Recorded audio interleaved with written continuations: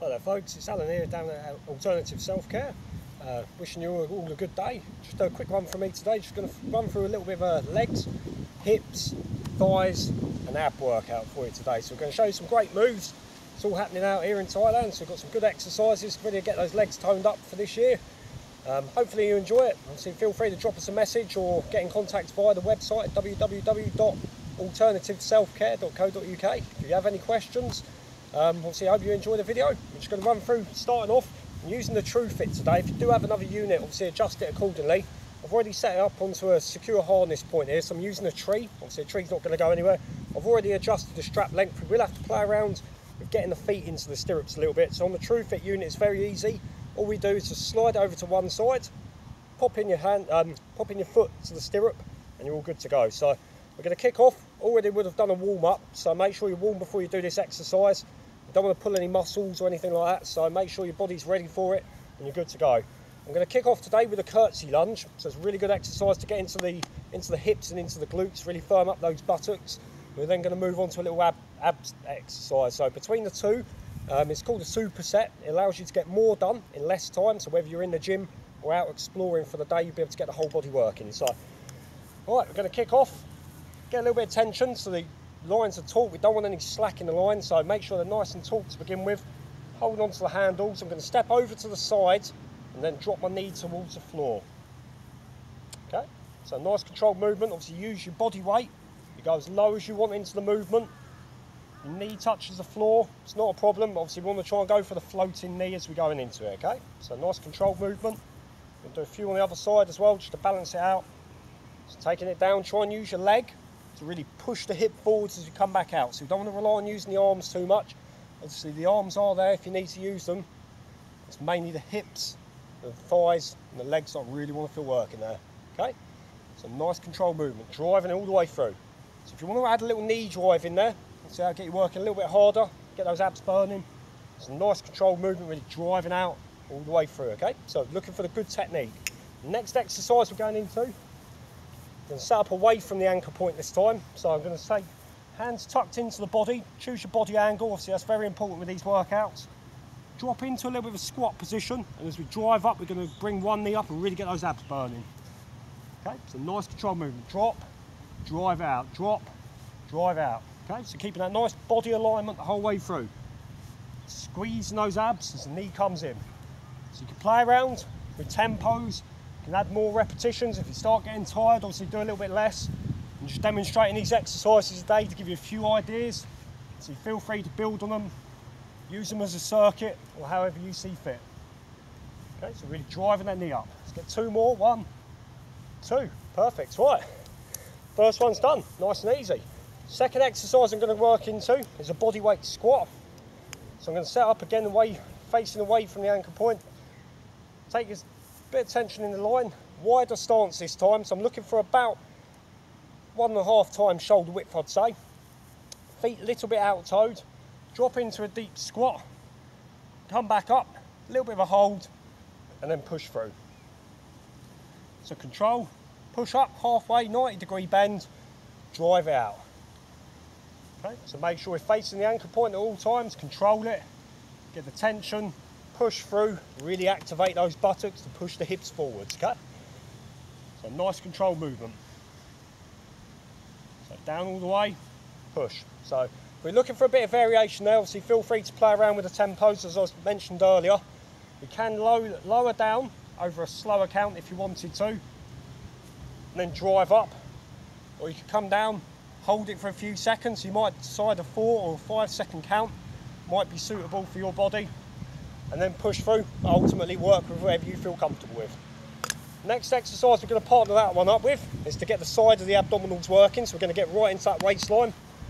Using one handle on the tru-fit, wider stance, really dig those heels into the ground, slight bend in the elbow, and as I pull through I'm going to rotate, control on the way back, pulling through, rotate, control on the way back. Okay? So really squeeze those stomach muscles as we pull through each time. Okay? As a bit of a variation on this, if you wanted to mix it up a little bit, you can go a little bit higher, back to neutral, up high, back to neutral, That'll give you a little bit of a variation on that exercise. If you still want a little bit more variety, you can bring it down low. Okay? Really squeezing out. Feel it getting right into the waistline. So you're going to feel this one nicely on the sides of the abdominals, which is the area we're looking to target. Make sure if you do have any back issues, you're listening to your body, you're not over forcing it or trying to drive the rotation using the hips too much. Okay? So it's the first two pairings of exercises we've done.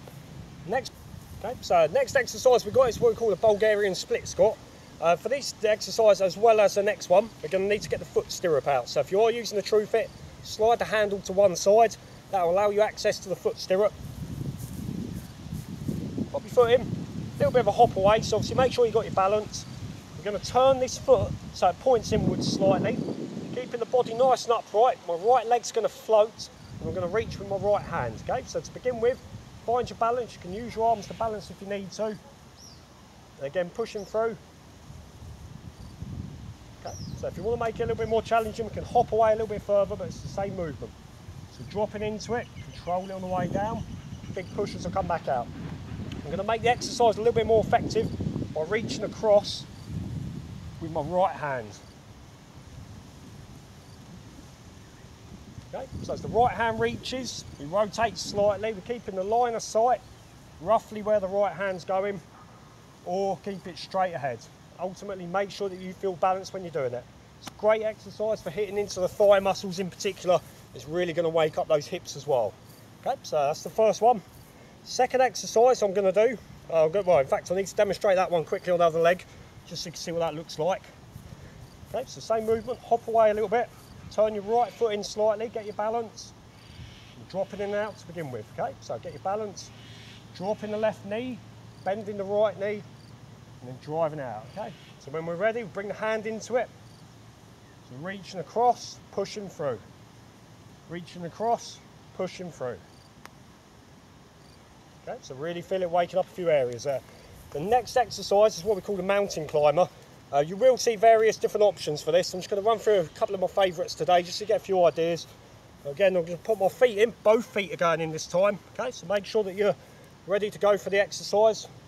You're all set up and ready to hit the ground running, so to speak. So I'm going to pop myself into position. I need to be face down for this one.